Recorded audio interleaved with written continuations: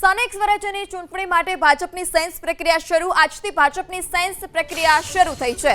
રાજકોટ અને વડોદરામાં ભાજપની સેન્સ પ્રક્રિયા નિરીક્ષકો સેન્સ પ્રક્રિયા માટે પહોંચ્યા છે। રાજકોટ ભાજપ કમલમમાં 2 દિવસ સુધી સેન્સ પ્રક્રિયા ચાલશે।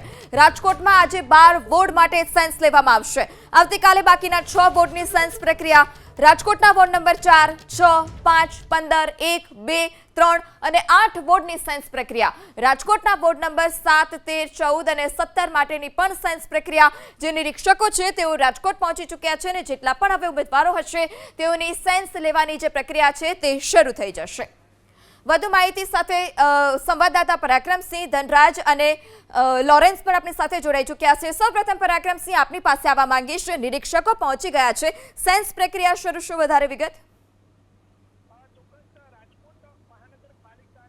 ચોક્કસ રાજકોટ મહાનગરપાલિકાની ચૂંટણીને લઈને રેકોર્ડ બ્રેક જે ચૂંટણી લડવા માટે ઈચ્છુક ભાજપના કાર્યકર્તાઓ મોટી સંખ્યામાં 400 કરતાં વધારે ભાજપના કાર્યકર્તાઓ પહોંચ્યા છે। તેમાં સૌથી વધારે યુવા ચહેરાઓ છે, મહિલાઓ છે અને જોઈ શકાય છે કે જે સિનિયર ભાજપના નેતાઓ પણ ચૂંટણી લડવા માટે અહીંયા પહોંચ્યા છે। ભાજપ દ્વારા ગાઈડલાઈન પણ જાહેર કરવામાં આવી છે।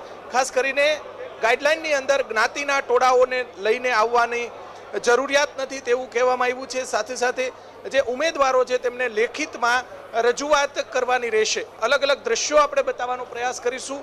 મોટી સંખ્યામાં જે ઉમેદવારો અત્યારે પહોંચ્યા છે, જે આજે 12 જેટલા વોર્ડ છે તેની સેન્સ પ્રક્રિયા છે, આવતીકાલે 6 કુલ 18 વોર્ડની સેન્સ પ્રક્રિયા જે છે તે હાથ ધરવામાં આવશે। નિરીક્ષકો થોડી જ વારની અંદર આવી પહોંચશે।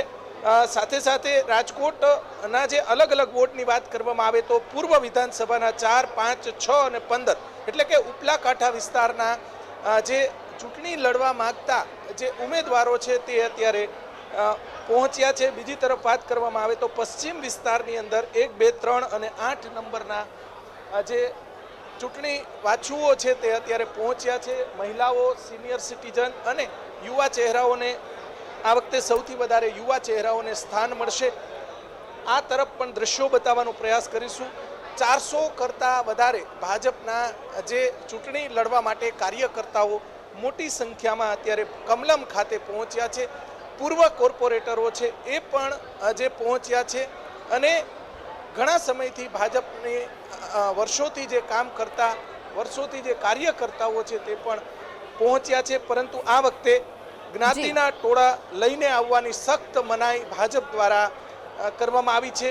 અને બીજી તરફ વાત કરવામાં આવે તો જે કોઈ રજૂઆત હશે અથવા પોતાની લાયકાત હશે તે લેખિતની અંદર રજૂઆત કરવા માટે અથવા લેખિતની અંદર આપવા માટેની સૂચના કમલમ દ્વારા આપવામાં આવી છે। આ વખતની ચૂંટણીમાં ભારે જે સૌથી વધારે અત્યાર સુધીની અંદર સૌથી વધારે ઉમેદવારો સાંજ સુધીમાં કદાચ જે 700 થી 800 12 વોર્ડની અંદર 700 થી 800 ભાજપના કાર્યકર્તાઓ ચૂંટણી લડવા માટેની તૈયારી દર્શાવે તેવી શક્યતાઓ છે। આવતીકાલે 6 વોર્ડની અંદર પણ 300 થી 400 જેટલા કાર્યકર્તાઓ એટલે કે અત્યાર સુધીમાં રેકોર્ડ બ્રેક જે ઉમેદવારી પત્ર ભરવા માટે કાર્યકર્તાઓ પહોંચ્યા છે।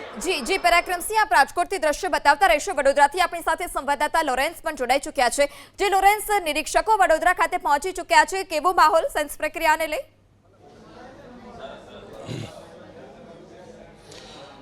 વડોદરામાં નિરીક્ષકો પહોંચી ચૂક્યા છે અને વડોદરાની 19 વોર્ડની 76 બેઠક અને તેની અંદર અત્યારે 4 ઝોનમાં આ વહેંચી દેવામાં આવી છે અને નિરીક્ષકો છે વડોદરા શહેરની વાત કરીએ તો 12 નિરીક્ષકો પહોંચ્યા છે અને 4 જગ્યાએ આજે આ સેન્સ પ્રક્રિયાઓ લેવામાં આવી રહી છે। વડોદરા શહેર સાથે જિલ્લાની અંદર પણ જિલ્લામાં 6 નિરીક્ષકો પહોંચ્યા છે અને તેઓ સેન્સ પ્રક્રિયા હાથ ધરી છે। 2 દિવસ સતત આ કામગીરી ચાલુ રહેશે।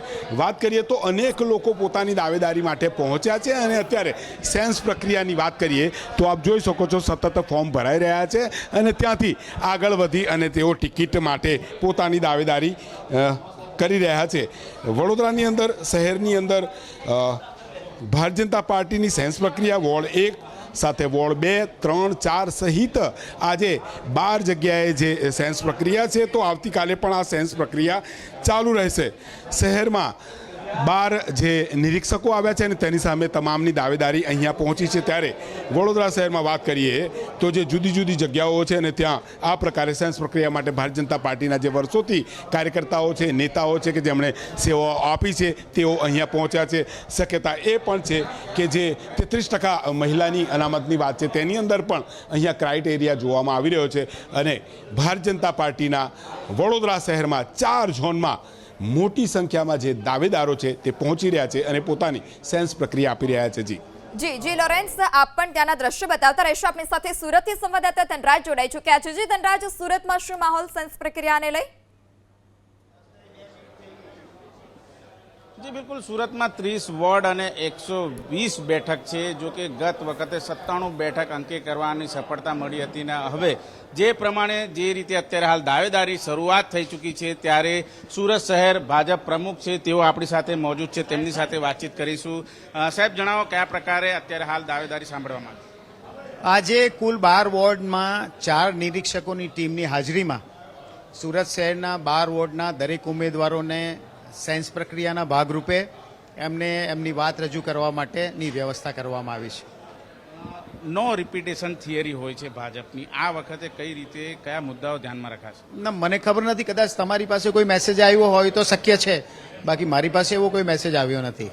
કેટલી મોટી સંખ્યામાં દાવેદારો અહીં પહોંચી રહ્યા છે એ પણ અત્યારે આપ જોઈ શકો છો. હમણાં તો હજુ તો 10 વાગે શરૂ થઈ, રાત્રે 10 વાગ્યા સુધી આ પ્રક્રિયા ચાલશે અને 12 વોર્ડ છે એટલે દરેક વોર્ડની અંદર કેવી રીતે કેવી ડિમાન્ડ્સ આવે છે, ઉમેદવારો કેટલી ડિમાન્ડ કરે છે એ તો કદાચ સાંજે ખબર પડે.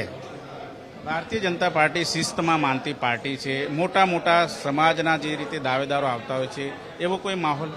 ના, એવો કોઈ માહોલ નથી અને શિસ્તમાં માનનાની છે, તમે જ કીધું. એટલે ભારતીય જનતા પાર્ટીના કાર્યકર્તા હંમેશા માને છે કે એમણે માંગણી કરવી અને જે ઉમેદવાર નક્કી થાય એ ઉમેદવાર માટે બાકીના માંગણી કરનાર ઉમેદવારોએ સપોર્ટમાં આવી જવું, આ સિસ્ટમ છે. બિલકુલ જોઈ શકાય છે દાવેદારી શરૂ થઈ ચૂકી છે અને જે પ્રમાણે 120 વોર્ડ માટે સમયાંતરે 3 દિવસ સુધી આ દાવેદારી કરવામાં આવશે.